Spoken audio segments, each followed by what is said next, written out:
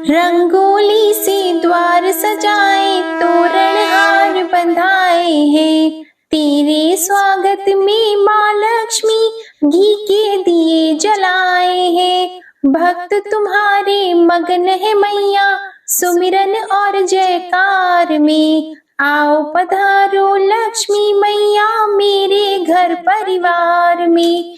नैन बिछाए आस लगाए, बैठे हैं इंतजार में। आओ पधारो लक्ष्मी मैया मेरे घर परिवार में।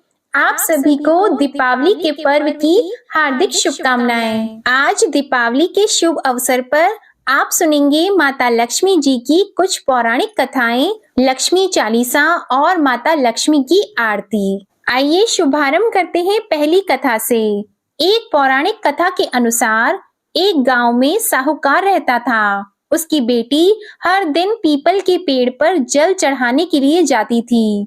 जिस पीपल के पेड़ पर वह जल चढ़ाती थी, उस पेड़ पर माँ लक्ष्मी जी का वास था। एक दिन लक्ष्मी जी ने साहूकार की बेटी से कहा कि वह उसकी मित्र बनना चाहती हैं। तो लड़की ने जवाब में कहा कि वह अपने पिता से पूछकर बताएगी। घर आकर साहूकार की बेटी ने पूरी बात बताई। बेटी की बात को सुनकर साहूकार ने हाँ कर दी। दूसरे दिन साहूकार की बेटी ने लक्ष्मी जी को सहेली बना लिया।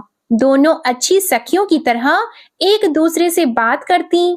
एक दिन लक्ष्मी जी साहूकार की बेटी को अपने घर ले आईं। लक्ष्मी जी ने अपने घर में साहूकार की बेटी का खूब आदर किया और पकवान परोसे। जब साहूकार की बेटी अपने घर लौटने लगी तो लक्ष्मी जी ने उससे पूछा कि वह उन्हें कब अपने घर बुलाएगी।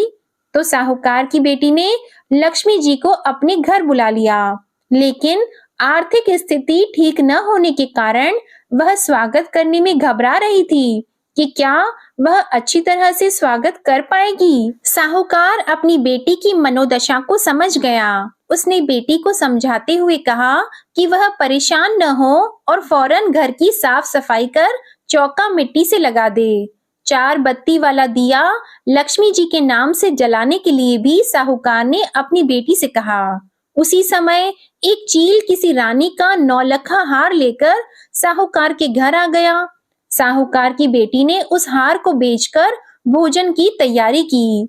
थोड़ी ही देर में माँ लक्ष्मी जी भगवान गणेश के साथ साहूकार के घर आईं और साहूकार के स्वागत से प्रसन्न होकर उस पर अपनी कृपा बरसाई। लक्ष्मी जी की कृपा से साहूकार के पास किसी चीज की फिर कभी कमी न हुई। माँ लक्ष्मी की कृपा इसी प्रकार हम सभी पर सदा बनी रहे। बोलिए माँ लक्ष्मी की जय। अब आप सुनिए दूसरी कथा। एक बार सनत कुमार ने ऋषि मुनियों से कहा, महानुभाव, कार्तिक मास की अमावस्या को प्रातः काल स्नान करके भक्ति पूर्वक पितर तथा देव पूजन करना चाहिए। उस दिन रोगी तथा बालक के अलावा किसी अन्य व्यक्ति को भोजन नहीं करना चाहिए।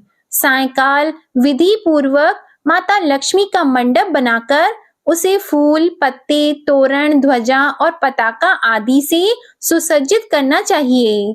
अन्य देवी देवताओं सहित माँ लक्ष्मी का षोडश उपचार पूजन करना चाहिए। पूजन के उपरांत परिक्रमा करनी चाहिए।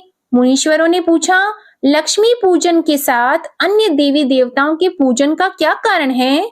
तो सनत कुमार जी बोले, लक्ष्मी जी समस्त देवी देवताओं के साथ राजा बलि के यहाँ बंधक थीं। तब आज के दिन ही भगवान विष्णु ने उन सबको कैद से छुड़ाया था। बंधन मुक्त होते ही सब देवता लक्ष्मी जी के साथ जाकर क्षीर सागर में सो गए। इसलिए अब हमें अपने अपने घरों में उनके शयन का ऐसा प्रबंध करना चाहिए कि क्षीर सागर की ओर न जाकर स्वच्छ स्थान और कोमल शैया पाकर यहीं विश्राम करें। जो लोग लक्ष्मी जी के स्वागत की तैयारियां उत्साह पूर्वक करते हैं, उनको छोड़कर वे कहीं कभी नहीं जाती। रात्रि के समय लक्ष्मी जी का आह्वान और विधि पूर्वक पूजन करके उन्हें विविध प्रकार के मिष्ठान का नैवेद्य अर्पण करना चाहिए। दीपक जलाने चाहिए। दीपकों को सर्वनिष्ठ निवृत्ति हेतु अपने मस्तक पर घुमाकर चौराहे या शमशान में रखना चाहिए। राजा का कर्तव्य है कि नगर में ढिंढोरा पिटवाकर दूसरे दिन बालकों को अनेक प्रकार के खेल खेलने की आज्ञा दें।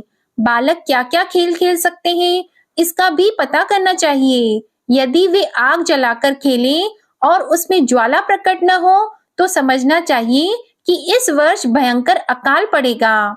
यदि बालक दुख प्रकट करे, तो राजा को दुख तथा सुख प्रकट करे तो सुख होगा। यदि वे आपस में लड़े, तो राज युद्ध होने की आशंका होगी। बालकों के रोने से अनावृष्टि की संभावना करनी चाहिए।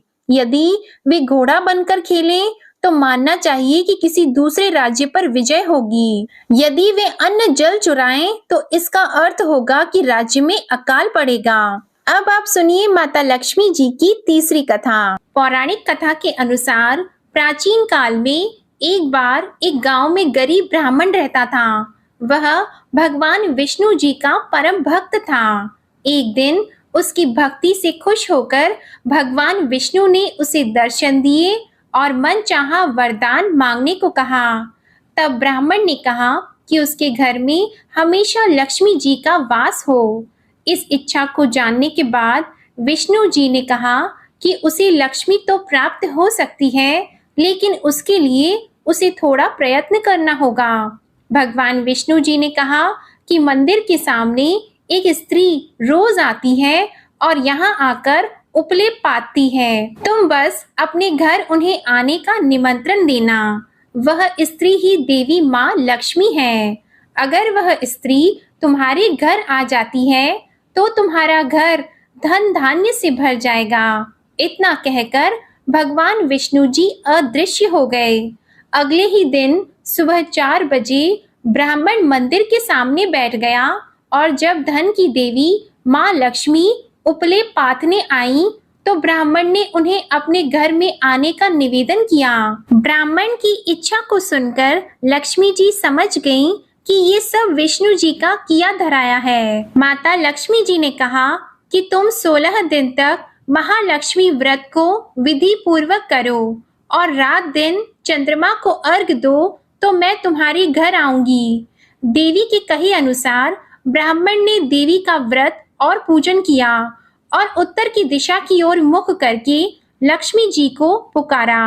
अपने वचन को पूरा करने के लिए धन की देवी लक्ष्मी जी वहां प्रकट हुई और उन्होंने गरीब ब्राह्मण के हर कष्ट को दूर किया और उसके घर को सुख संपत्ति से भर दिया। बोलो माँ लक्ष्मी जी की जय। एक अन्य कथा के अनुसार एक बार भगवान विष्णु मृत्यु लोक यानी भूलोक में गमन करने के लिए निकल पड़े। माता लक्ष्मी ने भी निवेदन किया कि वह भी उनके साथ आना चाहती हैं। भगवान विष्णु उनके स्वभाव से परिचित थे, इसलिए पहले ही उन्हें आगाह किया कि मैं आपको एक ही शर्त पर साथ लेकर चल सकता हूँ। माता लक्ष्मी मन ही मन बहुत खुश हुई कि चलो सशर्त ही सही, भगवान साथ ले जाने के लिए माने तो सही। तुरंत ही माता बोली कि मुझे आपकी सारी शर्तें मंजूर है। भगवान विष्णु जी ने कहा कि जो मैं कहूँ, जैसा मैं कहूँ, आपको वैसा ही करना होगा। तब माता लक्ष्मी जी बोली, ठीक है, आप जैसा कहेंगे मैं वैसा ही करूंगी। दोनों भूलोक पर आकर विचरण करने लगे। एक जगह रुककर श्री हरि ने माता से कहा कि मैं दक्षिण दिशा की तरफ जा रहा हूँ, आपको यहीं पर मेरा इंतजार करना होगा। यह कहकर भगवान विष्णु दक्षिण दिशा की तरफ बढ़ गए। अब माता को जिज्ञासा हुई कि दक्षिण दिशा में ऐसा क्या है जो भगवान मुझे वहां नहीं ले जाना चाहते। माता का स्वभाव तो वैसे भी चंचल ही माना जाता है। उनसे वहां पर ज्यादा देर नहीं रुका गया और वे भगवान विष्णु की तरफ ही बढ़ने लगी। आगे जाकर माता को सरसों का खेत दिखाई दिया। उसकी सुंदरता ने माता का मन मोह लिया। वे फूलों को तोड़कर अपना श्रृंगार करने लगी। इसके बाद वे कुछ ही दूर आगे बढ़ी थी कि गन्ने के खेत उन्हें दिखाई दिए। उन्हें गन्ना चूसने की इच्छा हुई तो गन्ने तोड़कर उन्हें चूसने लगी कि जैसे ही वहां भगवान विष्णु वापस आ गए। सरसों के फूलों से सजी माता लक्ष्मी को गन्ना चूसते हुए देखकर भगवान विष्णु जी उन पर क्रोधित हो गए। भगवान ने कहा कि आपने शर्त का उल्लंघन किया है। मैंने आपको वहां रुकने के लिए कहा था, लेकिन आप नहीं रुकी और यहाँ किसान के खेतों से फूल और गन्ने तोड़कर आपने अपराध किया है। आपको इसकी सजा अवश्य मिलेगी। भगवान विष्णु ने माता लक्ष्मी को 12 वर्ष तक किसान की सेवा करने का शाप दे दिया और स्वयं क्षीर सागर गमन कर गए। अब विवश माता लक्ष्मी जी को किसान के घर ही रहना पड़ा। एक दिन माता लक्ष्मी ने किसान की पत्नी को देवी लक्ष्मी की प्रतिमा की पूजा करने को कहा और बोला कि इससे तुम जो भी मांगोगी वह तुम्हें मिलेगा। कृषक की पत्नी ने वैसा ही किया। कुछ ही दिनों में उनका घर धन धान्य से पूर्ण हो गया। हंसी खुशी समृद्धि में 12 साल का समय बीत गया। जब भगवान विष्णु माता लक्ष्मी जी को लेने के लिए आए तो किसान ने माता को न जाने देने का हठ किया। इस पर माता लक्ष्मी जी ने कहा कि कार्तिक कृष्ण पक्ष की तेरस के दिन यदि वह विधि पूर्वक मेरी पूजा करेगा तो वह उसके घर से नहीं जाएंगी, लेकिन इस दौरान उन्हें वह दिखाई नहीं देंगी। वह एक कलश की स्थापना करे और उसमें कुछ धन रखे, यानी धन ही लक्ष्मी का रूप होगा। इस प्रकार तेरस के दिन किसान ने माता के बताए अनुसार ही पूजा पर कलश स्थापना की और किसान का घर धन धान्य से पूर्ण रहने लगा। तब से लेकर आज तक धनतेरस पर माता लक्ष्मी जी की पूजा करने की परंपरा भी चली आ रही है। अब आप सुनिए भगवान गणेश की कहानी, जो हर व्रत कथा के साथ सुनी जाती है। एक साहूकार था, उसके घर रोज एक ब्राह्मणी रोटी लेने के लिए घर आती थी। घर के अंदर घुसते ही पोल के ऊपर गजानन जी का मंदिर था। वह गणेश जी को रोटी का एक कौर हमेशा भोग लगाती थी। बहुत दिन हो गए। गणेश जी महाराज ने कहा कि यह मुझे हमेशा भोजन करवाती है, मुझे इसे कोई ना कोई उपहार जरूर देना चाहिए। गणेश जी एक दिन उसके थाली में हीरे मोती भर देते हैं। ब्राह्मणी तो थाली लेकर अपने घर आ गई और साहूकार से रोटी लेने के लिए आना बंद हो गई। साहूकारनी ने उसे बुलावा भेजा कि बाई रोटी लेने के लिए क्यों नहीं आती हो। ब्राह्मणी ने कहा कि मुझ पर गणेश जी प्रसन्न हो गए, बहुत वर्ष तक रोटी लेने के लिए आ गई, लेकिन अब नहीं आऊंगी। साहूकारनी मन में बहुत नाराज हुई और गणेश जी से कहा कि आप ब्राह्मणी के ऊपर प्रसन्न हुए परंतु मुझ पर प्रसन्न नहीं हुए। तब गणेश जी की मूर्ति हटाकर उसने बाहर फेंक दी। इधर सेठ जी की दुकान में धंधा पानी बंद हो गए। एक दिन सेठ जी की नजर पोल के मंदिर पर गई तो सेठानी जी को पूछा कि गणेश जी कहाँ गए। तो साहूकारनी ने कहा कि ऐसे गणेश जी का क्या करें जो ब्राह्मणी पर तो प्रसन्न हो गए लेकिन हमारे ऊपर प्रसन्न नहीं हुए। इस कारण मैंने तो गणेश जी को हटाकर फेंक दिया है। तब सेठ जी ने कहा कि यह तुमने क्या किया, मेरा तो व्यापार और धंधा चलना बंद हो गया है। गणेश जी तुमने कहाँ फेंके हैं, जल्दी बताओ, मैं उन्हें वापस लेकर आता हूँ। साहूकार जी वापस से गणेश जी को लेने के लिए गए तो गणेश जी इतने भारी हो गए कि वे उठे ही नहीं। साहूकार जी ने कहा कि मेरे से गलती हो गई है, आप मेरे घर पधारिए।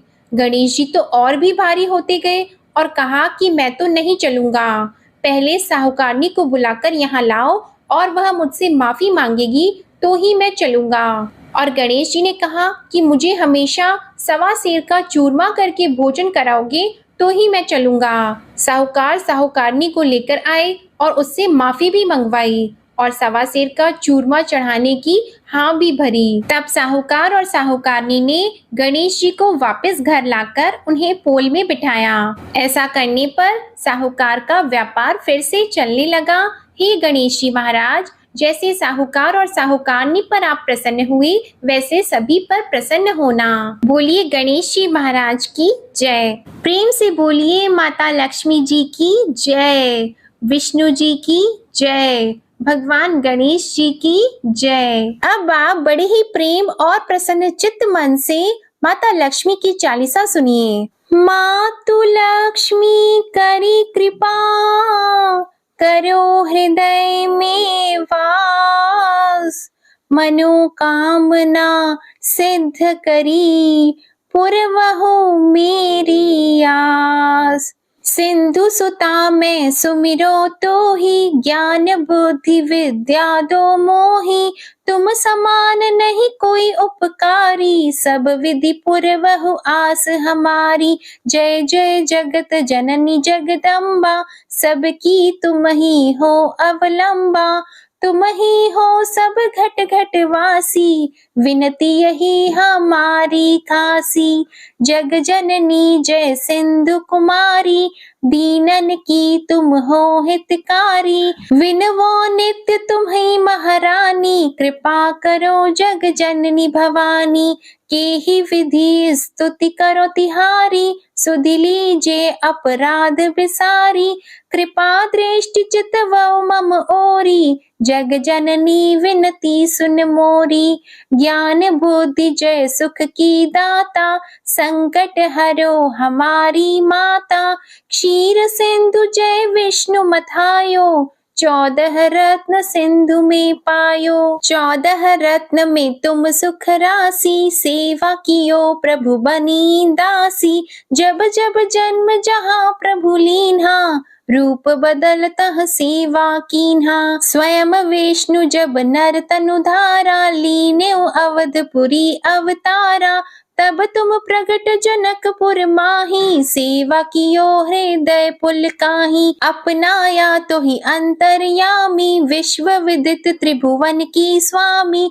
तुम सम प्रबल शक्ति नहीं आनी, कह लो महिमा कहो बखानी। मन क्रम वचन करे सेवकाई, मन इच्छित वांछित फल पाई। तजी छल कपट और चतुराई, पूजहि विविध भांति मन लाई। और हाल में कहो बुझाई, जो यह पाठ करे मन लाई। ताको कोई कष्ट न होई, मन इच्छित पावे फल सोई। त्राहि त्राहि जय दुख निवारिणी, त्रिविध ताप भव बंधन हारिणी। जो चालीसा पढ़े पढ़ावे, ध्यान लगा कर सुने सुनावे। ताको कोई न रोग सतावे, पुत्र आदि धन संपत्ति पावे।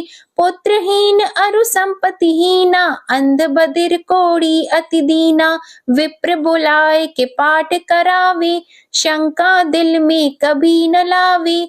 पाठ करावे दिन चालीसा, ताकर कृपा करे गौरीसा। सुख संपत्ति बहुत सी पावे, कमी नहीं काहू की आवे। 12 मास करे जो पूजा, तेहि सम धन्य और नहीं दूजा। प्रतिदिन पाठ करे मन माही, उन सम कोई जग में कहु नाही।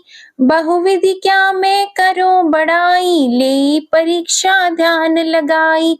करि विश्वास करे व्रत नेमा, होए सिद्धि उपजे उर प्रेमा।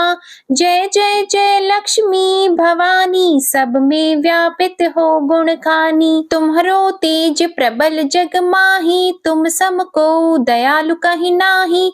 मोहि अनाथ की सुधि अब लीजे, संकट काटी भक्ति मोहि दीजे। भूल चूक कर क्षमा हमारी, दर्शन दजे दशा निहारी। बिन दर्शन व्याकुल अधिकारी, तुम ही अछत दुख सहते भारी। नहीं मोहि ज्ञान बुद्धि है तन में, सब जानत हो अपने मन में। रूप चतुर्भुज कर के धारण, कष्ट मोर अब करहु निवारण। केहि प्रकार मैं करूं बड़ाई, ज्ञान बुद्धि मोहि नहीं अधिकाई। त्राहि त्राहि दुख हारिणी, हरो वेगी सब त्रास। जयति जयति जय लक्ष्मी, करो शत्रु को नाश। रामदास धरि ध्यान नित, विनय करत कर जोर। मातु लक्ष्मी दास पर करहु दया की कोर। माता लक्ष्मी की चालीसा समाप्त होती है। अब आप सुनिए माँ लक्ष्मी की आरती। ओम जय लक्ष्मी माता, मैया जय लक्ष्मी माता। तुमको निस दिन सेवत, हर विष्णु विधाता। ओम जय लक्ष्मी माता, उमा रमा ब्रह्माणी, तुम ही जग माता। सूर्य चंद्रमा ध्यावत नारद ऋषि गाता। ओम जय लक्ष्मी माता। दुर्गा रूप निरंजनी सुख संपत्ति दाता। जो कोई तुमको ध्याता रिद्धि सिद्धि धन पाता। ओम जय लक्ष्मी माता। तुम ही पाताल निवासिनी तुम ही शुभ दाता। कर्म प्रभाव प्रकाशनी भवनिधि की त्राता। ओम जय लक्ष्मी माता। जिस घर तुम रहती हो ताहि में सद्गुण आता। सब संभव हो जाता मन नहीं घबराता। ओम जय लक्ष्मी माता। तुम बिन यज्ञ न होता वस्त्र न कोई पाता। खान पान का वैभव सब तुमसे आता। ओम जय लक्ष्मी माता। शुभ गुण मंदिर सुंदर शिरोदधि जाता। रत्न चतुर्दश तुम बिन कोई नहीं पाता। ओम जय लक्ष्मी माता। महालक्ष्मी जी की आरती जो कोई नर गाता। और आनंद समाता पाप उतर जाता। ओम जय लक्ष्मी माता। ओम जय लक्ष्मी माता। प्रेम से बोलिए माँ लक्ष्मी जी की जय।